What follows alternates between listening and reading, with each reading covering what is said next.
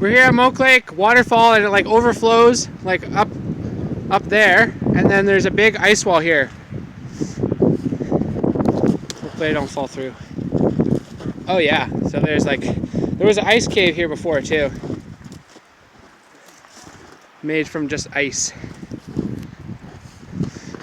And then we're gonna go sledding down this for fun. And there's like it's just on a rock, but it's like 3 feet thick up there, probably 4 or 5. And it's running down this tree here. And it's big, like that's a pretty big tree right here. And it's like 10 feet high probably at the very top there. And right here, you got snowshoes. And it's very big. And it goes, we've been here before where it's like 100 feet long, but right now, look here, guys. it's just, I'm just saying. No.